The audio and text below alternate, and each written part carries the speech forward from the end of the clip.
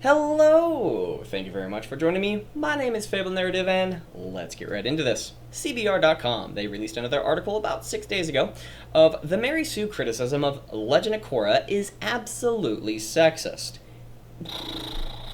That might be a bit controversial for anyone who actually doesn't understand any of the legitimate criticisms when it comes to The Legend of Korra. One major gripe that happens in the very first episode of the very first season of Legend of Korra is Toph becoming the police chief. Now, I know a lot of people out there who might be fans of it be like, well, that's just the way it should have been. Oh, no. Hold on for a second. Her personality from being in her 12-year-old self, now wanting to be in the police force, and then reverting back to her original 12-year-old personality at the age of 80. That doesn't bode well. What you could have had is her daughter, Lynn, be the creator of the elite police force. That would have actually solved everything. But that's the first episode of the first season of Avatar, The Legend of Korra, which could have saved the entire thing. Now, the moment you make it not canon, it can be great on its own. I'm working right now behind the scenes, and it's probably going to take about 2 weeks to create all the try to get as much evidence as possible, trying to pull from as many clips from different sources as well of confirming that Avatar Aang and Avatar Korra do not share the same universe. And it's kind of a shame because if once you accept that, Avatar Korra becomes a lot better. It doesn't break any of the old original series lore, characters, any of the history. It can just be great on its own. One great example, and then we'll move on to the article itself, is Sword Art Online came in around 2010, and there was a parody that came out, and they're still popping out parody episodes, but it's taking like months, 2 months, 3 months, 4 months, 5 months, even 6, to even pop out a new episode of Sword Art Online Abridged. I highly recommend going watching both, so you actually, or first the SAO and then SAO Abridged, because it's freaking hilarious. And I actually prefer the abridged version much better than the original series. But the thing is, it's not canon. It doesn't matter if it's canon, it's still enjoyable. Lord of the Rings, the movies are not canon to the books. It doesn't share the same lore. It doesn't share the same events. There's, 90% of it, yes, but there's key points they cut out of it. There's specific dialogue and lore that are cut out of it, which is good because it makes a good movie. Within the movie aspect, it's great, but the books themselves are different. They don't have to share the same universe. They can be very similar and base it off the original material, but it's not canon to the books, and doesn't have to be. It's amazing. It's probably one of the greatest trilogies of our time, and that, again, once you accept that Korra is not canon, it becomes better. I'm trying to help out Korra fans. Like, if it's as long yeah. Whew. But let's get into the article itself. But I want to first go down to the very bottom. What I like to do when it comes to articles like this, I want to see what their summation, what is their main point they're trying to derive. What is their conclusion? Because if we can understand the conclusion first, then maybe the entire thing. As for an example, maybe a political video. If I am watching a political video, I may scroll to the very end, and if it's a conclusion that I already agree with, why would I watch the entire video? That's at least how I approach it, and hopefully that helps anybody out there. To save a lot of time on just watching things, you can actually just save a lot of time by like, well, if I already agree at this point, maybe the reason can be a little bit different, but if I come to the same conclusion, it's like I didn't really learn anything, did I? So, let's read what happens here. This shows just how insecure the Mary Sue criticism is. Because we don't know the entire the full context of that one statement, we can't really criticize it. Rather than truly being the endpoint of an analysis undergone to determine the quality of a show, detractors instead start from the assumption that a series they don't like, starring a female protagonist, must have a Mary Sue, and work their way back from there. Okay, there's 2 things wrong with this. One, starring a female protagonist. If you are a female protagonist, therefore you must be a Mary Sue. That's their argument. That's retarded. One of the greatest the greatest thing I've seen in the entire Disney trilogy Star Wars, and I wouldn't say there's much, but what I absolutely enjoy, and I'll die on this hill, the first 15 minutes of The Force Awakens, the episode 7, the first 15 minutes, Rey doesn't speak, and she doesn't have to. Her body language, the environment, the way she looks, it's all fascinating. You get to see the moment that she explains that she's waiting for her parents. That's when everything starts to deteriorate the further you go into the story. She could have just been there and wanting to escape the place and wanting to have an adventure. That would make a lot more sense. But if you just have the first 15 minutes of the movie, having her scavenging, being a bit hopeful, going to the place to try to clean and make all of her scrap look a lot better so it could be sold for a lot more, maybe, if I understand that correctly, she's looking at a woman who's probably in her 70s or 80s who's doing the exact same thing, so she has a moment of contemplation, of realizing that if she continues where she's at, she'll never go anywhere in life. I felt that. It was awesome. There was so much hope for Rey. She wasn't good at anything. If anything, she was very skilled. She was she had solitude. She probably had to do it because she had to survive. Like, regardless of any and all those backstories, that one moment told us so much about her and what her aspirations are, and me wanting to root for her. It had nothing to do with her being a female protagonist. She was doing work. She was really good at the work. She was barely getting by in a desolate area that wasn't forgiving. She had to be on her own. That's an unfortunate thing for any person. Like, I loved Rey at those first 15 minutes. Again, Ruby Rose in John Wick 2. I thought she did excellent in that. There's a lot of criticism with her, and I am one of those people who criticizes her for being on the show of the CW Batwoman. They fuck Batman over so many times. The reason that Batman wasn't there at the very first episode, I had a lot of questions as to why wasn't Batman there. Was he kidnapped? Was he drugged and overdosed? Was he killed? Like, that would be an unfortunate issue. Was he does he have amnesia? Is he somewhere on the planet who doesn't know who he is, and then maybe Kate Kane could try to help him? Maybe she has to go on to an adventure to go even find him. Nope. He left, spoiler alert, but again, fuck the show. They had Batman, in an off-comment remark, Kate Kane killed a person by accident, on purpose, whatever, you can debate which one it was, out of anger. She feels really bad. And then, the butler guy, whatever his name, Luke? Yeah, Luke. What happens... Luke Fox says that where do you think Batman is?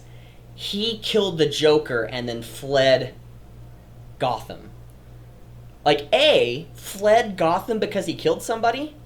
Okay. He fled Gotham. Like, he never flees Gotham. Number 2, killing? Like, he can have it where it's an accidental death, but they killed him. Like, the Batman Returns animated DC movie, there's part 1, part 2, they make Batman into something a lot different than he was when he was younger. But the thing is, they can sort of do that because he's in his older age, and maybe he's actually reflected on his past, and but that wouldn't be canon to the Batman Begins, so it's its own universe. But again, this would have to be its own universe, which I'm okay with that. It is its own universe, but it definitively states that it is in the same universe as Batman Begins, The Dark Knight, and The Dark Knight Rises. It states that in the show. It's retarded. But if it was its own universe, you wipe your hands clean. Okay. It's like, do you like the series or do you not? They specifically tried to make it canon, which is so horrible. Making it not canon would help the show. Me not liking the show is different than it's not right. It's not correct. Those are two different arguments. And, okay, we're going to go through the entire article, and hopefully that you've been enjoying this entire process, because this is at least how I think. It doesn't mean that I'm going to be correct, but I'm trying to think out loud and rationalize my position. That's probably the best thing that this entire series, or this entire channel has been helpful for me, and hopefully it can help you too, of trying to rationalize your own opinions, trying to rationalize your own beliefs. It doesn't mean that you're either right or wrong, it's just that you're trying. And I can be, upset about it. You can be upset about it. It's okay to be upset.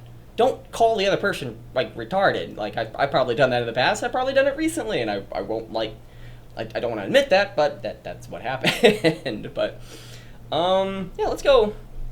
She touching her breast? Oh, I thought she was. Okay.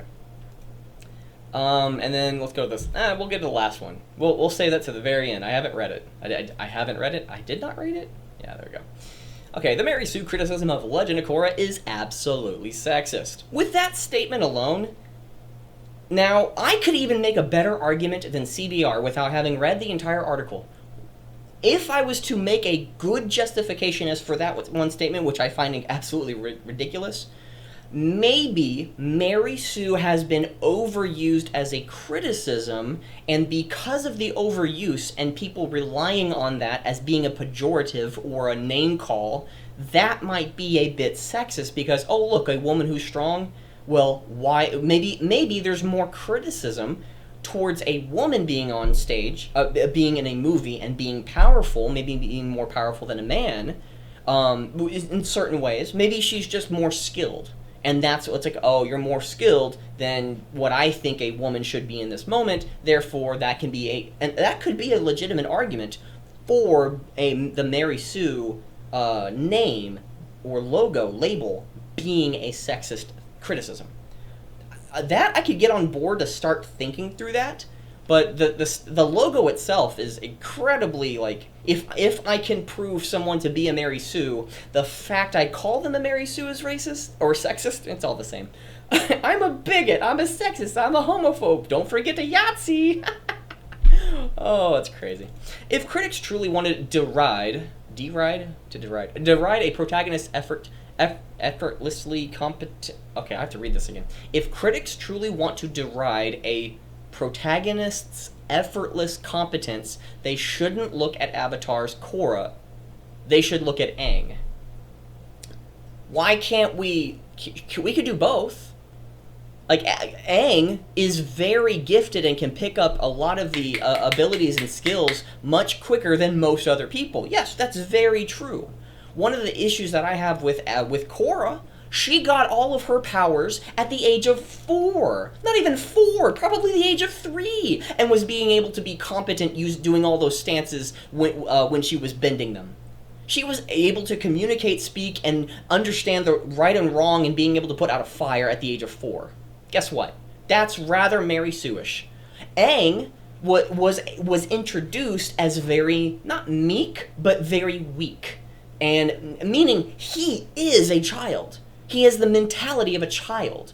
And that continues all the way even up to season 3 of Avatar: The Last Airbender when Aang is training with Zuko firebending, and then it's like, oh, break time, and then he wants to go either drink some melon juice or something, or go to the beach. I think he wants to go drink melon juice. I think Katara brings it over. And he's like, oh, goody! And he starts running, and then Zuko grabs his collar, and it's like, oh, no, we have more training to do. That's very childlike, but it's very endearing. He's been training hard. We can see it, that Zuko is happy with what his training is because he doesn't interrupt him. It's like, do this, do this, do this. Okay, let's do it. Let's keep going. That's awesome. But they keep him as a child. He's still a child. But Korra, from the very get-go, has no weaknesses. You have to present weaknesses at the very beginning. She could be phenomenal at earth, fire, and water at in season 1. That can happen. We can see it that... You could even have it this way. Maybe she was rushed in the selection. There's a lot of different ways you could do this, but let's select one way. Man, we're only on the first sentence, man. This is going to be a long video, let me tell you.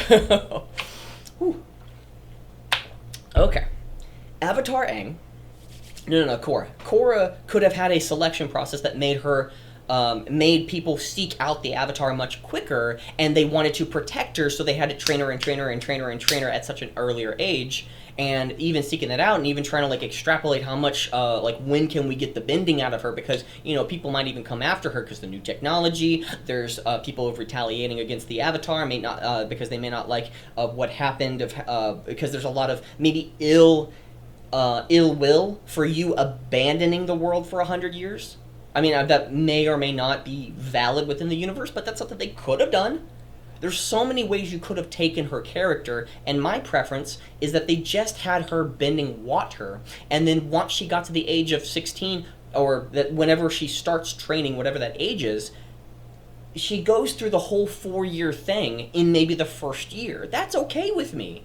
I'm okay with that. The thing is, you got to show them at a critical role at the very get-go. She doesn't have any weaknesses in the first season other than being an egotistical cunt. I'm on episode 7. I'm going to start watching episode 7 today of the first season. All I've seen is her being a feckless cunt. But the moment she is fearful of Amon taking away her bending, that's when we get to see some true humble roots. And that's when we get to actually see the woman, the person that she is, that I start like, oh my gosh, I care about her. I want to care about her now. But the introduction of the first 6 episodes, the first 5 episodes, and she, no. If you made her introduction better, I'd be so on board with that. So your entire article, if you're addressing me calling her a Mary Sue, having been born with all 3 of the 4 elements, is bunk. But we're going to go through it because, Brenton, you seem to be retarded. That or a male feminist. Both are the same things. Not all retards are male feminists, but all male feminists are retards.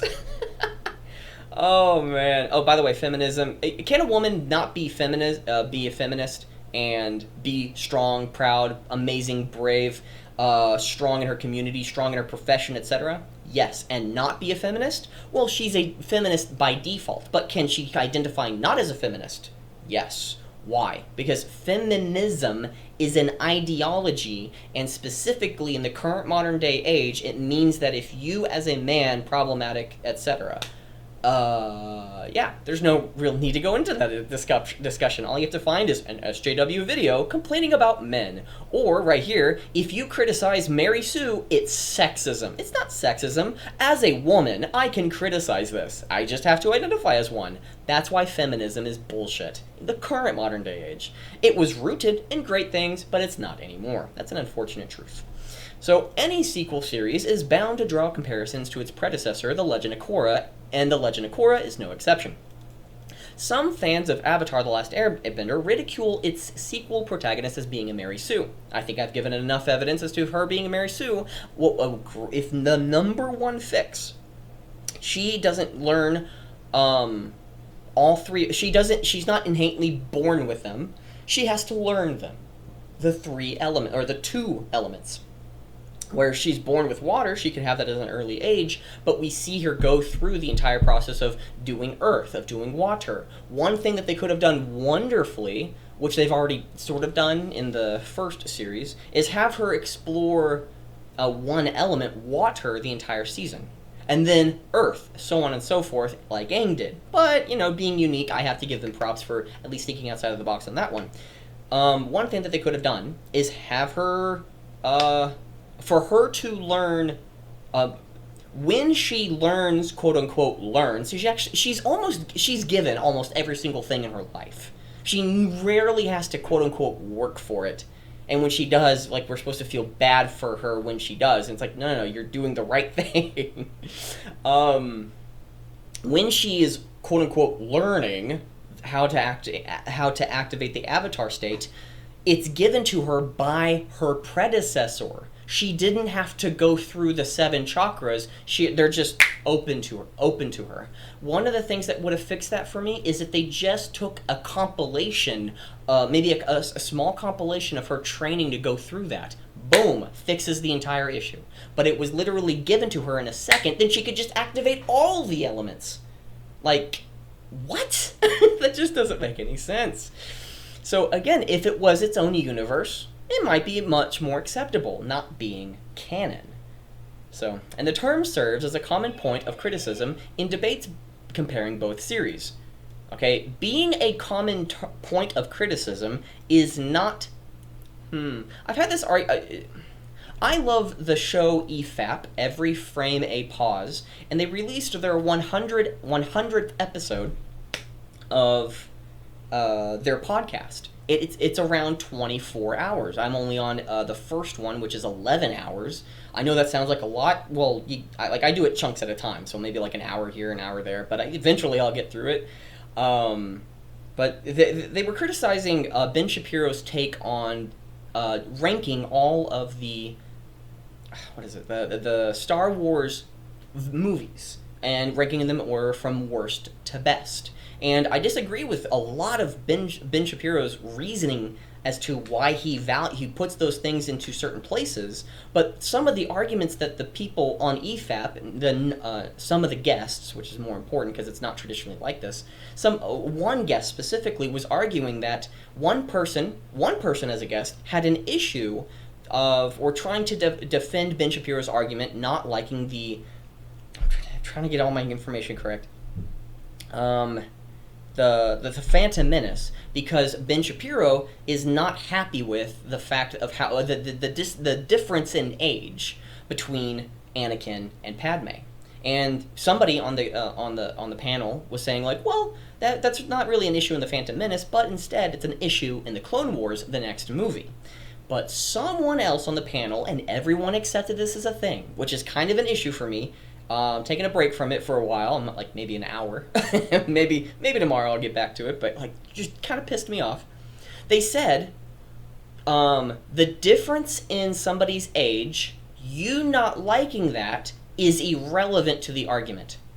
And it opened up a whole slew of wrong think.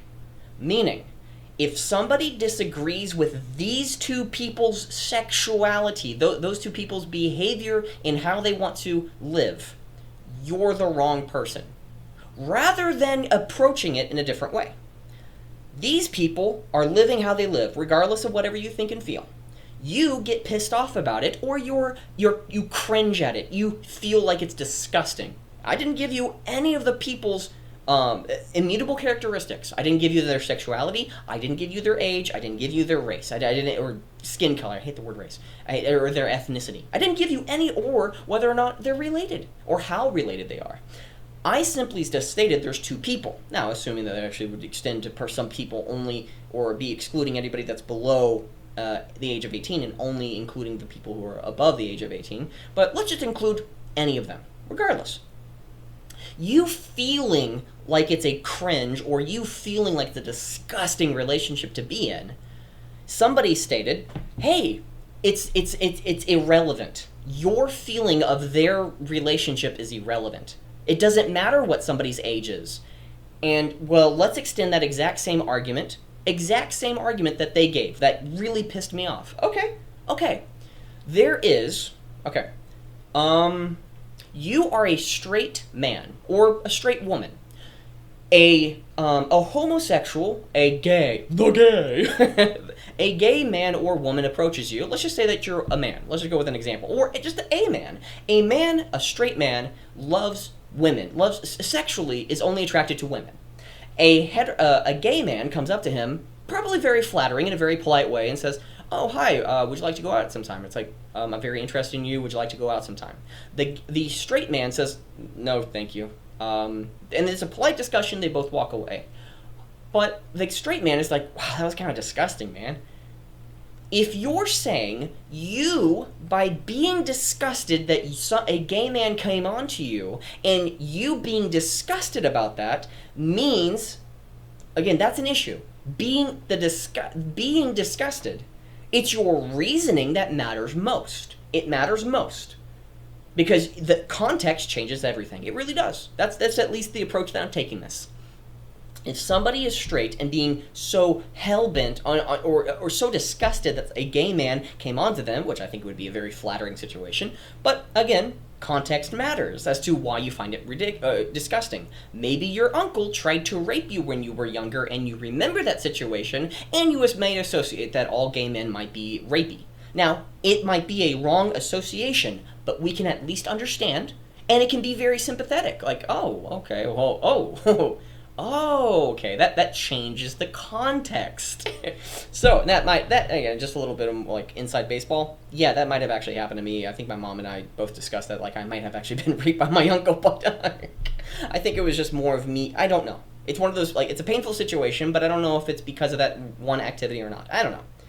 That's just me without filters talking. Okay, let's move on to the next thing.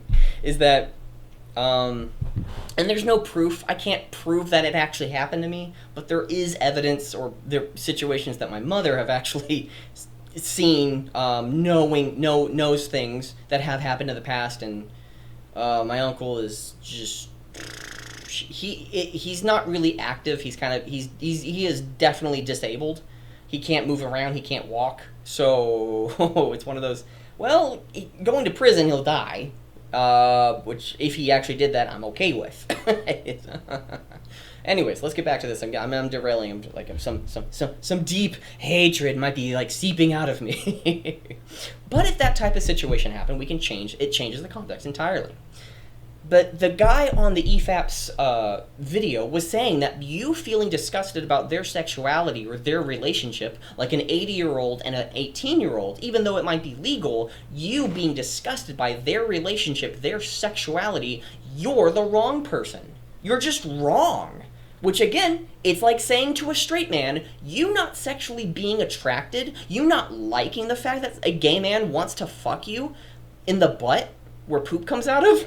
Like that like I've heard that argument before. It's like, oh, that makes actually perfect sense as to why you might not like it. Poop comes out of there. Not life, but poop. Oh man. Yeah, but that doesn't change my personal opinions about things, but that's a really good argument. I've never heard an argument like I'm gonna probably get a little derailed or something, but let's finish the fact and let's get back into this thing. The fact that somebody of a sexual orientation is cringes when another person or people practice something that they think is disgusting. The fact that you feel disgust is wrong, regardless of whatever you think or the reason or evidence or objective outcomes that might come from that relationship. It's so baffling. It's almost at the point where I've excelled. It's EFAP. Because of EFAP, I'm actually able to actually think this way through certain things. Now, again, that one thing really got under my belt because, again, everybody on the panel was saying, like, all 7 of them were going against one person on the panel who was just who was trying to reason as to why Ben Shapiro was thinking that way, and she has a personal issue with just pedophilia in of itself, like we all do.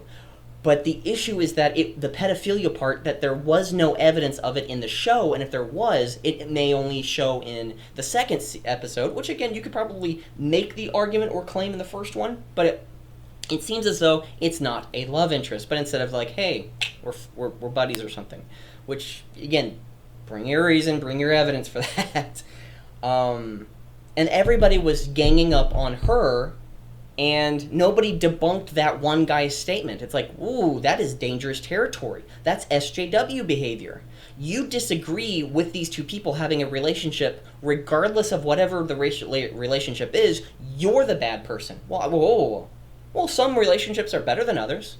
You going and sleeping around for the next 30, 40 years and being single, not having children, not being a father or a mother, well, being a father and a mother is much more objectively better regardless of how you think or feel in the moment. You might think and feel like you're doing everything right at the age of 18.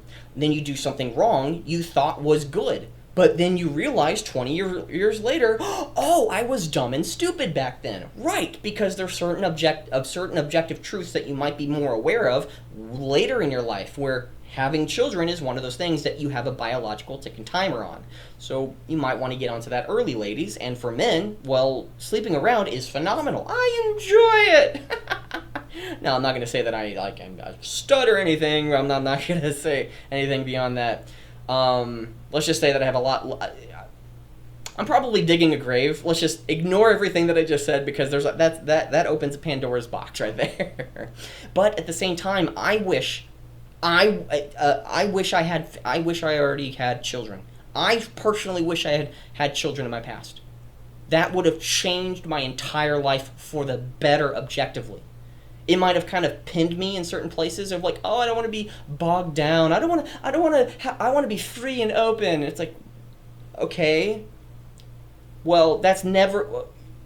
It might be better for you to actually be aligned, work on a single profession. It might be best for you to lay some roots down, so at the age in 10, 20 years from now, you might be at a point where you can then do whatever you want. First, developing those roots. That's one thing that I should have done, I could have done. I wasn't really aware of the consequence, but definitely didn't have the choice. Those were my faults. But there's certain arguments being able to justify as to why is important. And, okay, so getting back to this thing, its sequel's protagonist as being a Mary Sue, and the term serves as a common point of criticism in the debates comparing both series. Using the term Mary Sue is not an issue, it's your reasoning as to why you call somebody Mary Sue. I've been called a racist because I think I still have the evidence in the video on my external hard drive. I used to, on my YouTube channel, try to do interviews with people, and I was trying to do some NLP, neuro-linguistic programming stuff, and I had this idea. It was stupid looking back on it, but I at least tried. I did it like 90 times or something, 50 times maybe with individuals. I did coaching. I was pretty successful at that with one particular person. I don't know where they are in life, but or two people successfully. That was pretty cool. But I was called racist because on a Facebook conversation, I think I took pictures of it, I was called racist because he was telling himself, like, oh, society's racist, society's hates black people, I can't get ahead in life. It's like we had a very wonderful conversation. I don't know where this is coming from. I believe in you regardless of whatever happening in society. And then he called me a racist for not acknowledging the racism that exists. That's retarded. That happened to me. So anybody who says like, oh, society's racist, go fuck yourself. You're shitty. Like you're dumb. You're retarded. Like, oh, okay, yeah, everything's racist, everything's bigoted. Yeah, you disagree with me? You're racist, you're sexist, you're a bigot. Like, okay, whatever. Oh man, oh my god. I don't mind creating a divide. I do not, because as long as you're trying to go towards what truth is, and personal responsibility might be like one of the biggest issues right now that people don't have because they lack purpose, they lack meaning, they lack fathers in the home, they lack that need to be part of other people, and instead they're just hateful, angry, dumb, and stupid, and they're based all of their values off of ignorance in and of itself. It's like if there's one successful black person, ask them how they got over slavery. Ask them how they got over slavery. And they'll question you as to, what do you mean slavery? We haven't had slavery in a while. I just went out and did stuff. Oh, which debunks the entire slavery argument. It's hilarious. Like, white people held slaves. Therefore, me being white, I must have some problem with. Like, I must be the problem. It's so funny of how stupid it is. Man, I really need to get into this. Okay, the term Mary Sue sees frequent usage in many different fan bases. Oh, and by the way, anybody who here does not know what Mary Sue means, and there's the same name for men is Gary Stew or Larry Stew or something. But the whole term of Mary Sue or Gary Stew is based off of somebody being unexplicative, if that's the correct word, just unequivocally better than anybody else, or there's no reason as to why you're just as good, you're just great. And you can have really great, powerful, like a very powerful female be very powerful, and there's no character development, and that's kind of an issue. It's like everybody likes her. Everybody likes her in the first season, and if you don't like her, they're the problem. Like, maybe I can have a legitimate reason as to why I not like Korra, because maybe she's so egotistical. Maybe she's just because she was born with all these things that she doesn't really have any humble moments. The moment that she stops being a Mary Sue, the moment, like in season 3 or 4, whichever one it is, I absolutely love that. She has some humbling roots. Now I can actually get invested into her. So, But in no place other than the Legend of Korra is the truth more apparent. It's a sexist term. Actually, it's not really sexist. It might be sexist. That might be true. But at the same time, what do you mean by it being sexist? Because are you assuming that Korra is a woman? What if she came out saying that I'm now non-binary? She's no longer a woman. Biologically, she's no longer a woman because she deemed it to be so. Okay. And that's just me being a butt. And all you're really criticizing when you use it is the protagonist for being a woman. Well, I have made plenty of claims already to this point for 35 minutes. Hopefully, there's at least some arguments in there that it had nothing for her to be a woman. Lynn is a very strong, powerful, independent black woman. But her being competent makes a lot of sense when you understand her history. Once you understand her history, that makes sense, okay. And even then, she's very competent. Like, take Toph out of the picture. Why is she a very competent person? Regardless of why she is the chief of police, which means there's a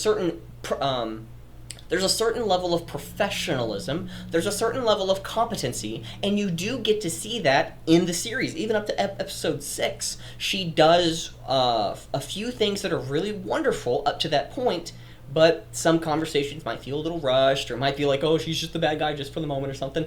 Something that I personally disagree with. Nothing really breaks the story, nothing really takes me out of the moment other than like, I would prefer something else. But I'll probably watch it again, yeah. Okay, let's go for it. Lynn is a great example of being a very strong woman, and she's very competent at what she does. There's one major criticism that I have for not just the character, but all the police metal benders. Where does their wire, their tether, their rope, where does that thing that they shoot out, where does that hide inside of their body because of how much there actually is? Are you unraveling it? Is it something that comes from the metal itself and you're just bending it into metal as you shoot it? And that makes no sense to me. If you had like a backpack on, like every single one of them, and it was just connected that way, right there, boom, solves it all, I'd have no issue, I'd move on. But that's one major criticism, and it had nothing to do with her being a woman, but instead, it just, the aesthetics of the show looks awesome. It just doesn't make any sense. For those fortunate enough to stay away from the discussion... From those fortunate enough to stay away from discussions... Oh my gosh. Okay. How do you create a cult? You block off, you excommunicate them from any other source of information other than the information that they're hearing. So, for those fortunate enough to stay away from discussions, oh my gosh, that is so cult-like behavior. There's some people with whom I disagree on the prequels to Star Wars. But, there's a major issue with midichlorians in The Phantom Menace in Star Wars. Now, I personally like it because I think there's some justification as to why it would be. It's not that, midichlorians can be derived, not be something you're born with, but instead be something that biologically explained, where somebody said, no, it's the mysticism of the Force should stay the mysticism, and I don't understand that. Then that means you don't like science, because science explains things the more and more we start to explore things, which means you're anti-science. Which, when it comes to stories, I love the mystic. I love the randomness of some certain specific things. Not everything, but having this ethereal idea out there. But in of itself, the Force can be explained a little bit more, but it can also become even more perplexing the more that we discuss it. Why does life exist? Well, that happens from evolution. No. Why does life exist? Not how does life exist, why? And that can create an entire grand discussion that I might disagree with another person, but at least being exposed to that, I now have the the training, the combat experience to being able to articulate my positions, and even if whether they're right or wrong, and if I'm exposed to and if I'm arguing the wrong position, then if I argue somebody who has the right position, I can now use that right argument, because it doesn't matter who owns the right argument. It's the correct argument that you should be using. What is true? What is correct? What is right? Okay. For those fortunate enough to stay away from discussions where the term most commonly circulates, the term Mary Sue, initially cropped up in reference to fan fiction. What do you mean fan fiction? Okay. You know what? I don't know what the history of where the term came from, but how I understand the term Mary Sue is a woman, specifically, like the word Karen, is to commonly use the name of a woman who would just to ask for the manager if you didn't double bag a grocery correctly. If you put eggs in their own bag and then you put it in another bag, and then a quote unquote Karen will go and ask for the manager because you didn't put 3 bags. It's supposed to be 3 bags. Excuse me, 3 bags. That would be what a quote-unquote Karen is, if I understand the term correctly. Mary Sue, you're just really good at something inexplicably, whatever the word is. You're just, you are just good at everything. Why are you good? I don't know. But at the same time, Aang being a Gary Stu is sort of relevant. He is a talented kid and a prodigy, but we first get to see him being a child, being in the wrong at the very beginning of the first episode. He gets himself into trouble, and he was in the wrong.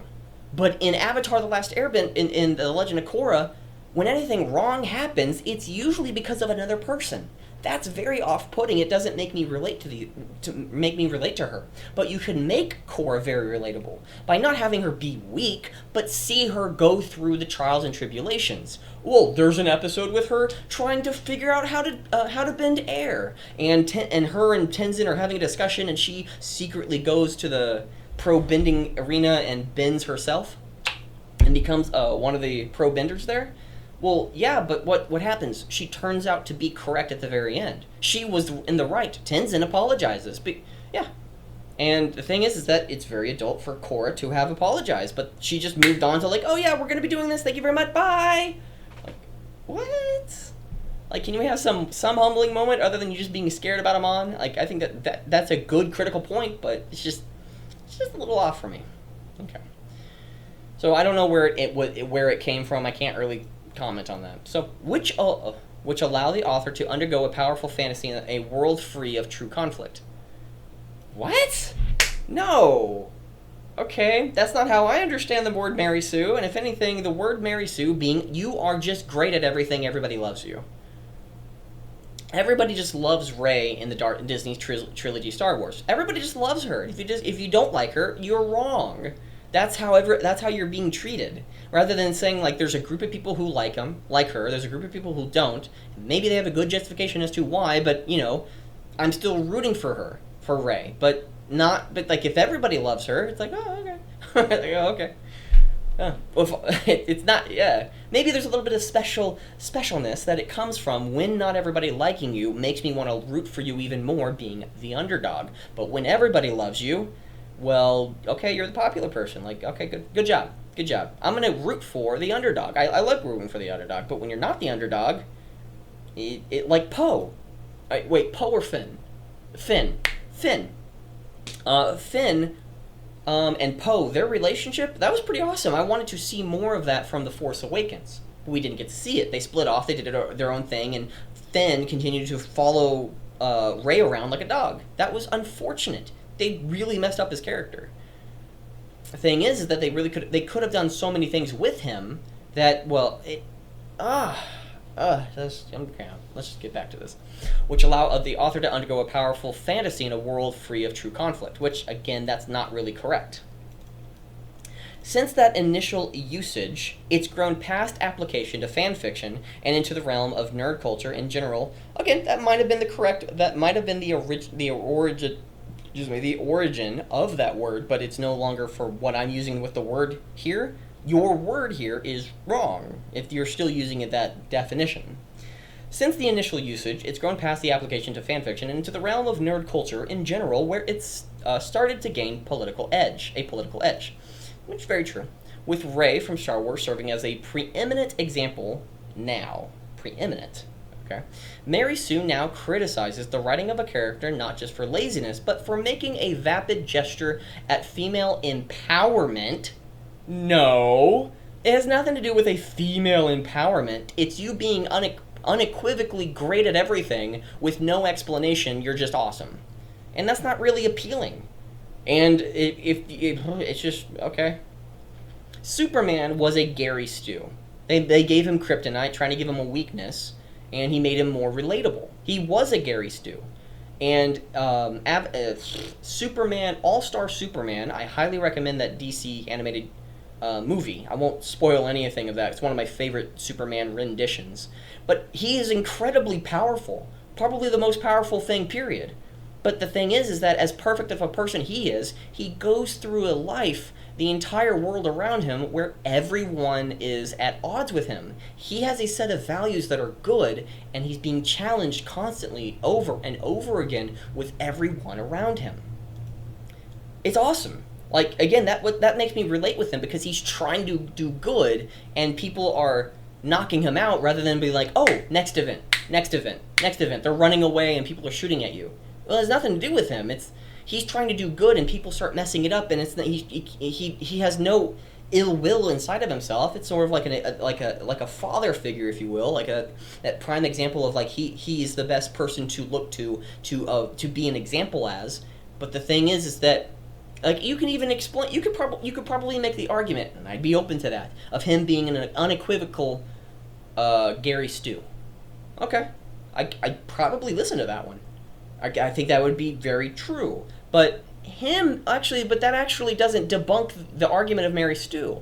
Because somebody can be a Mary Sue and you still love him. Or her. And someone like Superman can be a Gary Stu, be really good at anything unequivocally, unexplained wise. It's just he is. Like, he is explained as to why. He has a very overly used history and storyline that they create. But he has a reason for being that way, and then it's just, even if he is a Gary Stu, I like him, so what?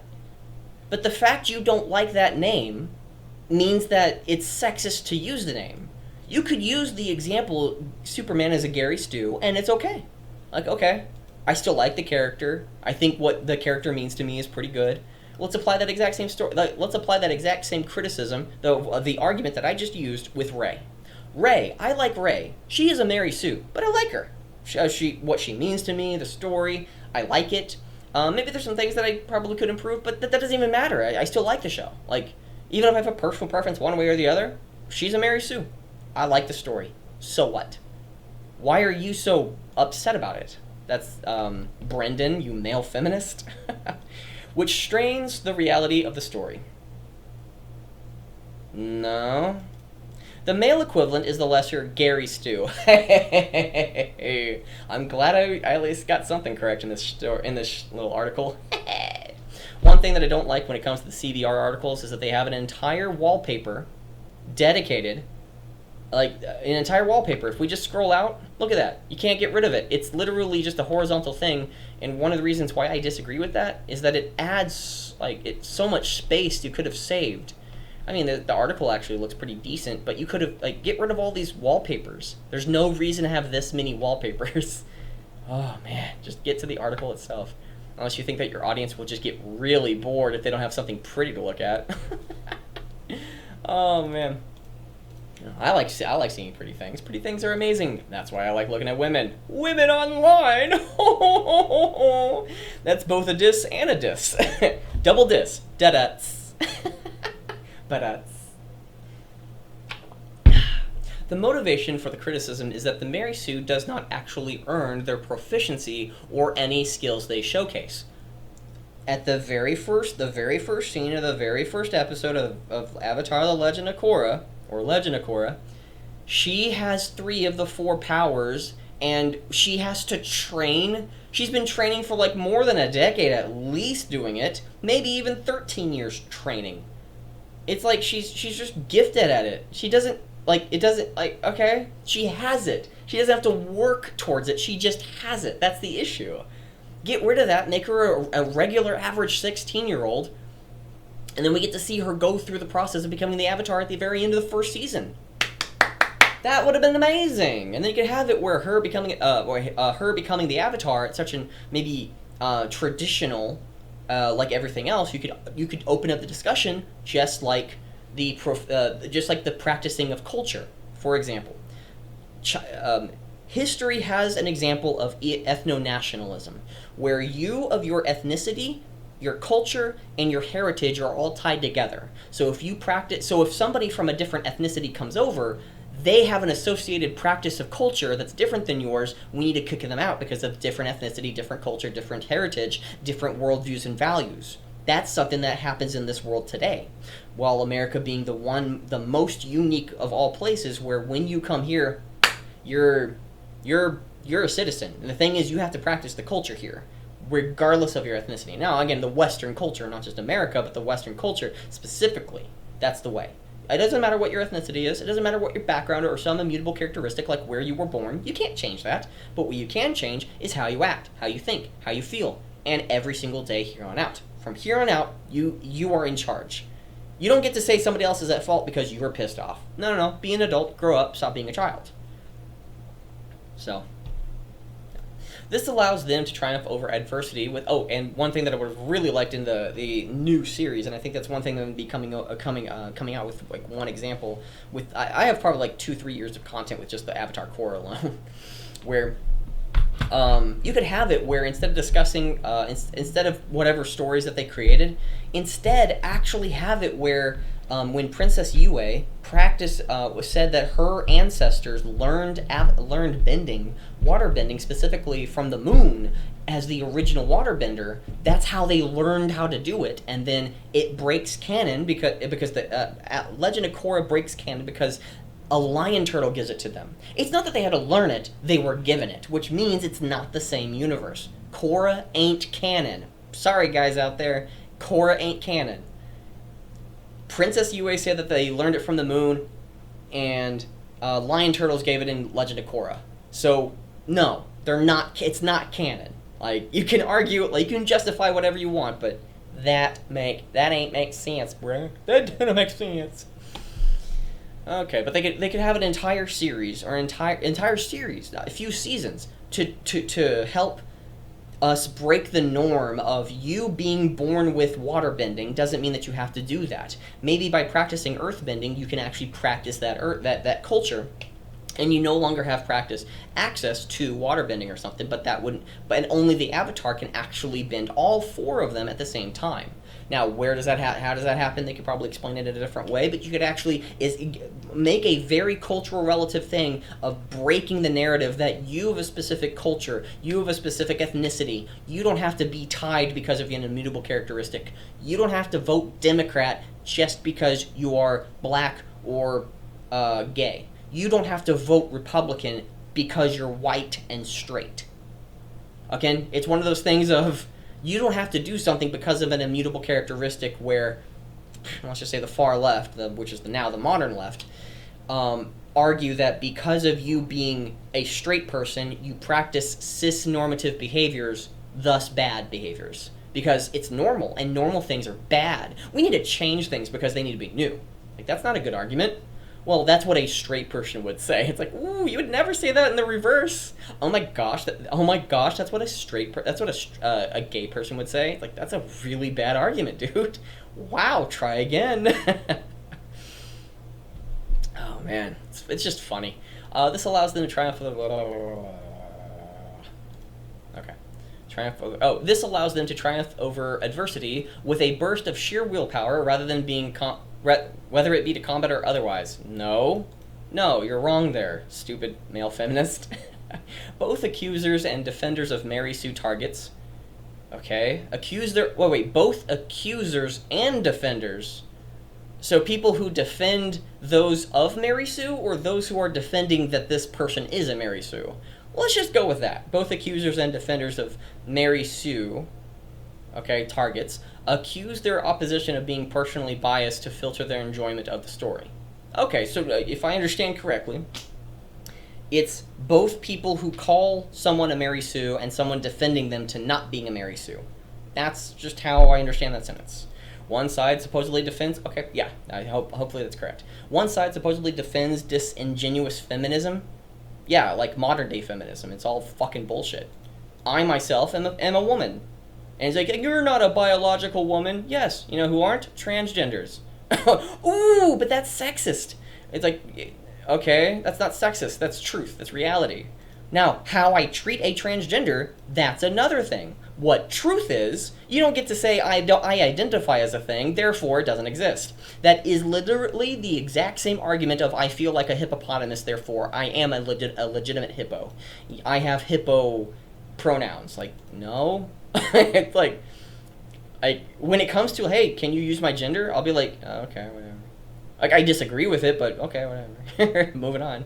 Okay, so the thing that I was caring about, like, oh yeah, I like sandwiches too. You like sandwiches? I like sandwiches.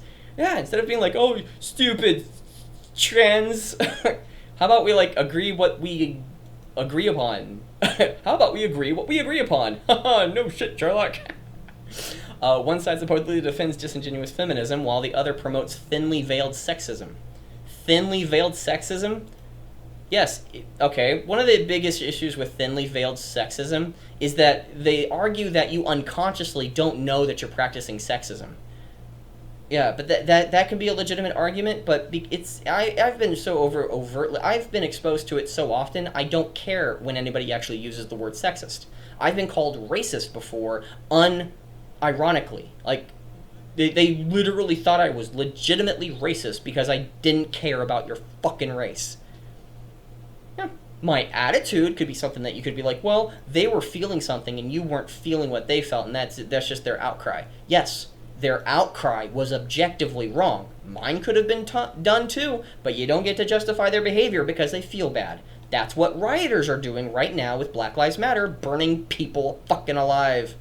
Well, a man was burned alive in a pawn shop in Minneapolis. I'm just going to say that over and over, because that's the only example I need to prove that when somebody's pissed off, they go around and, well, somebody's just collateral damage. We had a message, no one was listening. You're just collateral damage. We get to kill anybody because we're just pissed off.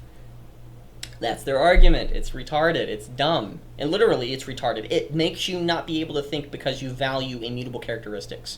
If you base your politics, ideology, or values on immutable characteristics, you are the dipshit asswipe. You are viral. You are a virus. You are vile. You are poison. You are cancer. That is where any and all evils come from. I cannot succeed because of, or somebody came from jail. Somebody is now released from prison, serving their time. Well, we're not going to hire you because you're an ex-con. Like, that's kind of, like, what about the things that they've been creating? Well, doesn't matter. I have somebody in my family who is an ex-con. Been in my life more than a decade. Guess what? Probably one of the most honest, sincere, most professional I've ever seen, and highly intelligent compared to how he speaks. You would not guess he has a bachelor's, I think 2 bachelors or something, I don't know, he's really smart. Because if he mentioned one thing, you'd be like, oh, that's why you're retarded. Or that's why, oh, you're evil or something. It's like, oh yeah, he came from the penitentiary after 24 years. Wrong place, wrong time, with the wrong people. So, and I, to this day, don't care to know what happened to him. I know him personally to know that it's like, dude, it's like we disagree on many things, but he is very hard to lie. He's not one to lie. He cannot lie. He is that type of guy. He say what he thinks, and it's like, it all comes out. So I'm gonna hurt these people. It's like, he's not gonna hurt them. It's like, you can see it. It's like, these just stupid people. He just calls them stupid and moves on. It's like, he doesn't, it's pretty funny. Yeah. So, yeah. So, this thinly veiled sex, go fuck off. Go fuck off, you male feminist. But not to women, because they would probably be scarred by you as being a male feminist. Where Star Wars is concerned, maybe the verdict is still out. But with Avatar, the conclusion is clear. It's just sexist. Excuse me. This is the argument that I've heard multiple times, people giving it to, both from Hello Me and another commenter on the comment section. I think everybody out there can know, if they just look back on some videos, is that it is canon. Therefore, just shut up about it. It's canon. It's just canon. It's just canon. There's no reason to look at it. There's no reason to argue about it. There's no justification as to why it can be anything else other than it just being canon. You can't disagree with it because it's just canon. This is the exact same argument with the word it's just sexist.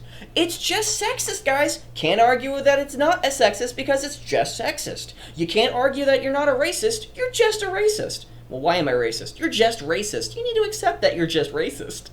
It's the argument in of itself, the entire article. I should probably just stop right here because the entire article is nonsense.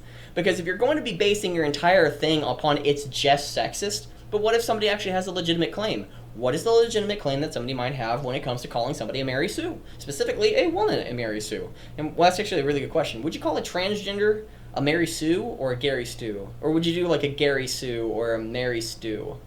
Or a Skadoobahu? A Skadoobahu! A Skadoobahu. I love that. A Skadoobahu. It's just a cool name, like Scooby-Doo. Skadoobahu. Ah, that's funny.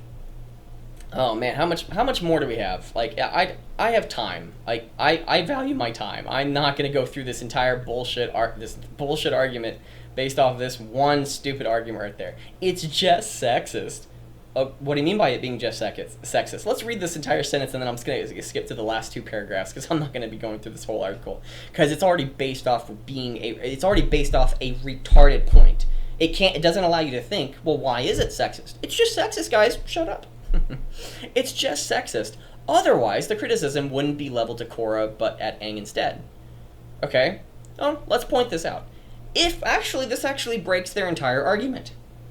If Aang was called a Gary Stew, does that mean Korra can now be called a Mary Sue, or does it prove how much Korra is a Mary Sue? Aang had the original from, again, the way that I think of it. Change my mind on this one.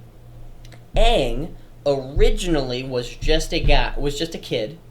His history was just a kid. He was exceptionally gifted and talented when he was younger, but he didn't have all three of them.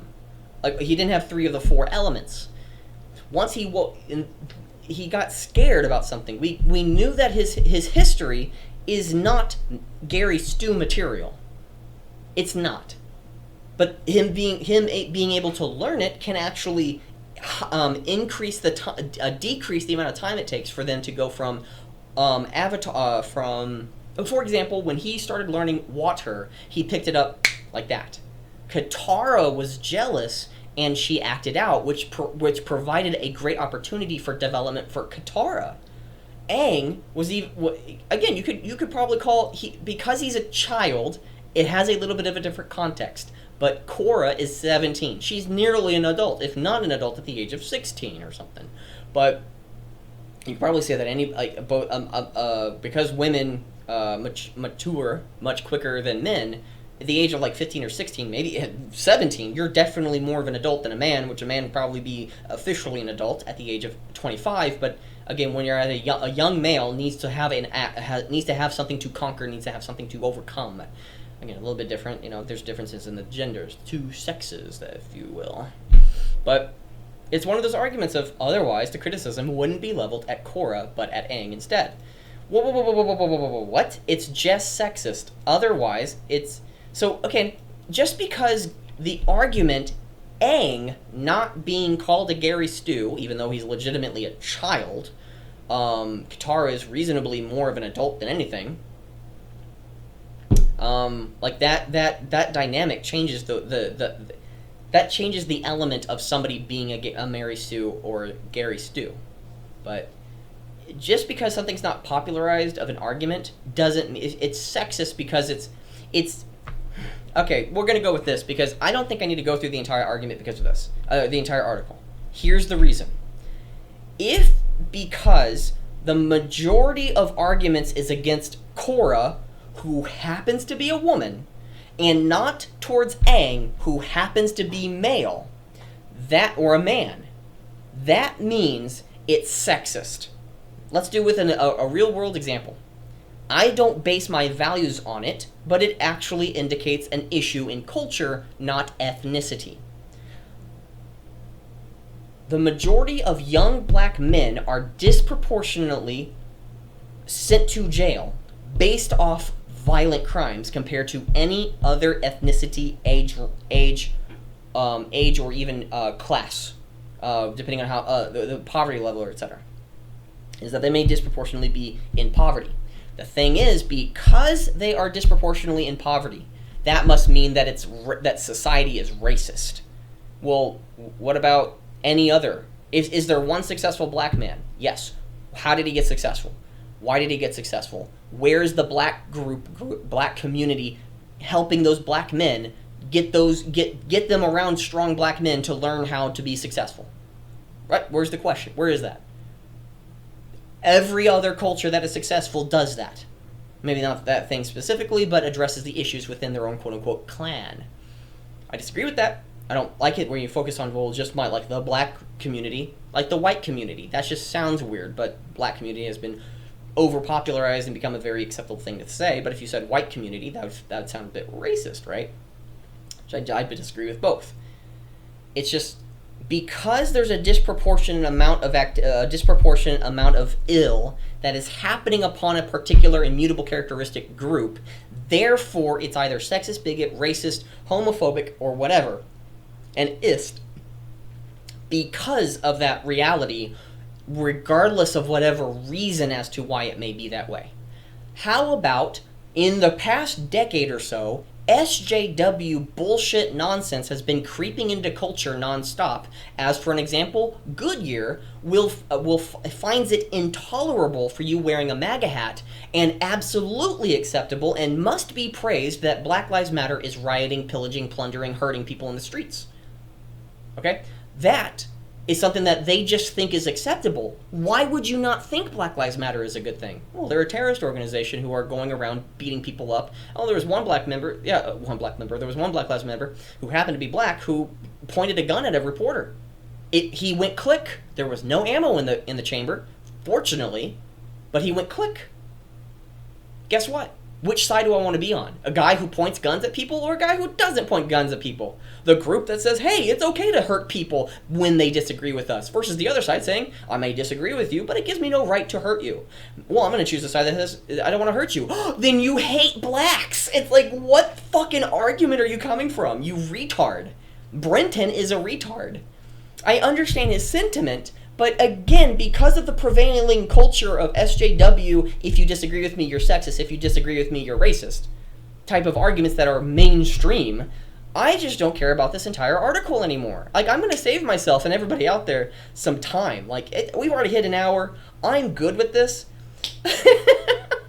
The only real reason to say that Korra is a Mary Sue and Aang is not is that Korra is a woman. Yeah, because Mary Sue is gendered, because the term Mary Sue refers to females and Gary Stu refers to males. Wow! Let's read the second to last sentence and then we'll just go to the last paragraph. Analyzing the differences between the two series with an eye toward identifying what could motivate such derision? Okay. Good job on using the word. I don't know what derision. I don't know. Division. It's the only thing I can think of. Division. Okay, the culprit becomes clear. The only reason to say Korra is a Mary Sue and Aang is not is that Korra is a woman. I think for this entire 1 hour, I don't think I have ever said that Korra was a Mary Sue for the fucking sole reason she's a woman. Wow. Fucking retard. This is why you never hang out with male feminists. It's why you never hang out with those SJW. You never hang out with the leftists. You never hang out with a modern-day Democrat. Modern day.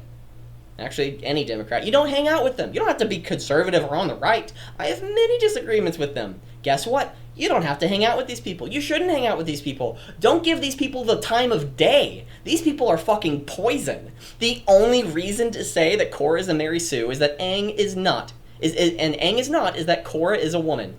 1 hour I've given you to entirely debunk this shit, and you're not going to go out, like you said at the very beginning, if you were fortunate enough, for those fortunate enough to stay away from discussions that could derail my opinion. Wow. These people are in a cult. They're in a religion. These guys are so fanatic. These guys are fucking nuts and crazy.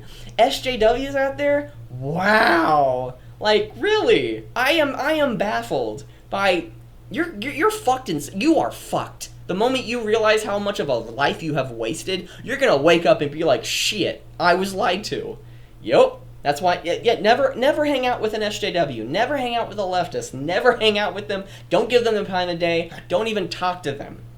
Now, if you want to talk to them, do it on camera where other people can see it, because they're never going to listen to you. Oh my gosh. Oh my gosh. Let's read this last paragraph, and then we'll be done. This shows just how insecure the Mary Sue criticism is.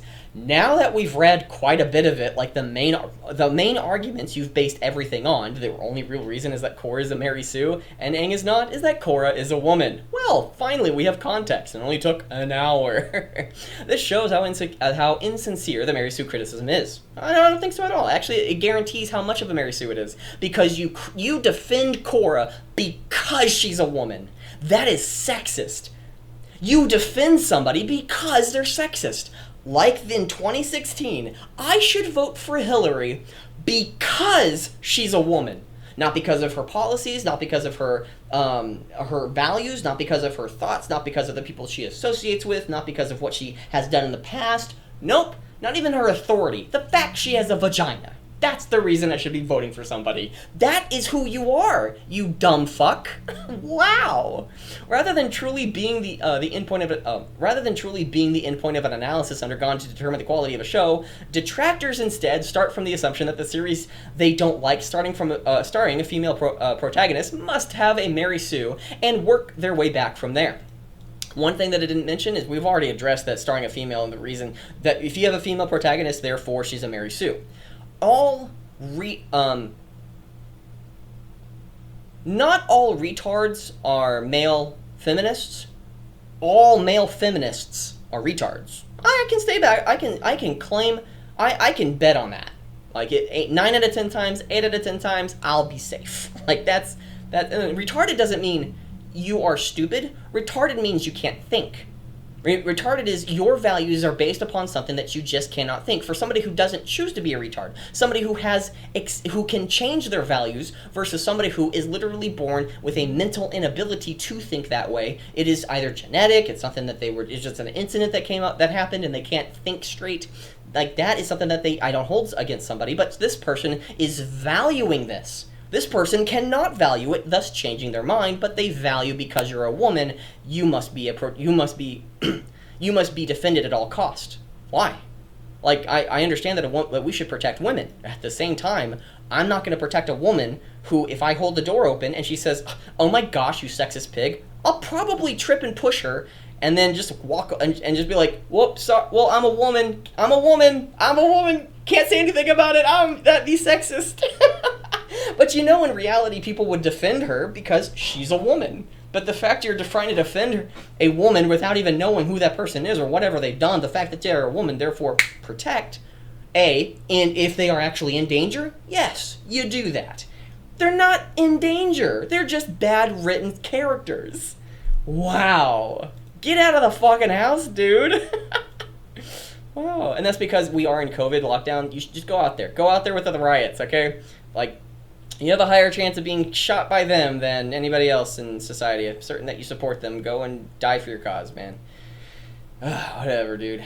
I don't want him dead. It's just if this person's probably like, yeah, riots all across the country. Ew, you're against a black person because you don't like people being raped? Ew, oh my gosh. That's oh my gosh. Okay, if they like the show, or if it has a male protagonist, there's no reason for the term to even come up. And what do you mean?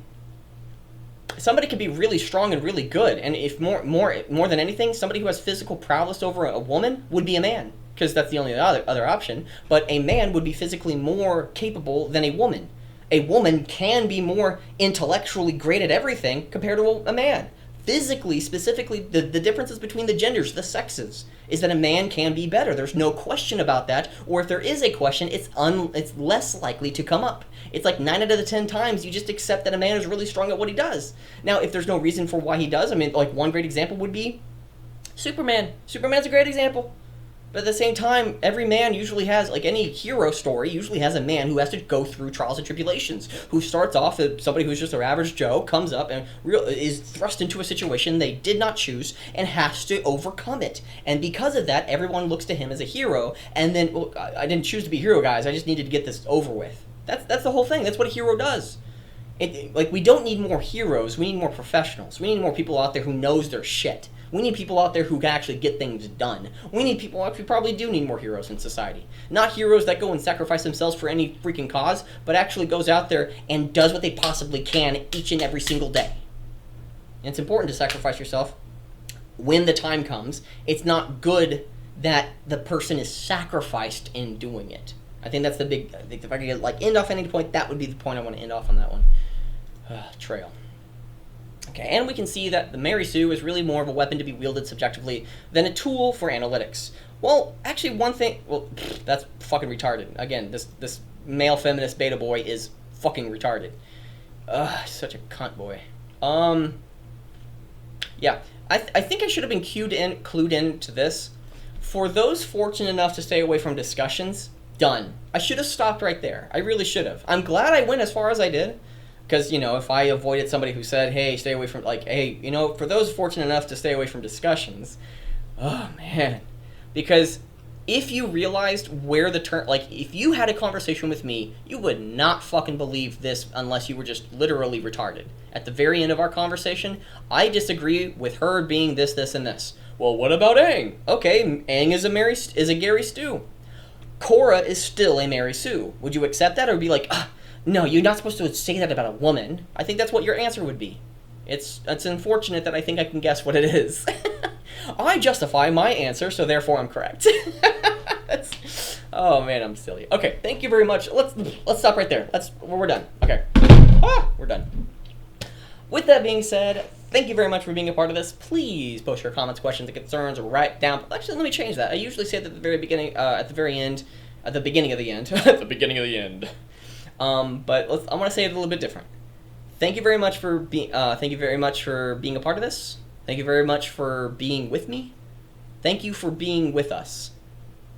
Oh, I like that a little bit better. Thank you for being with us. I think that's a little bit more inviting.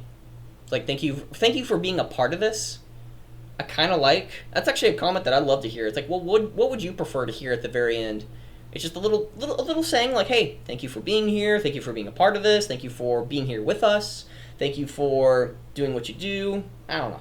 I don't know what that is, but for right now, we'll just go with thank you for being with us. Thank you for being a part of us. Thank you for being with us. I like that better. Thank you for being with us. Please post your comments, questions, and concerns right down below. Please smash that like and subscribe button because that would greatly help this channel out. And most importantly, go out and do wonders. Just be better than this guy. Be specifically better than Brenton Stewart, which is not hard. So do something. Just do something, and I think you'll be better than Brenton Stewart. Thank you very much for being a part of this, and I'll see you next time. Beep.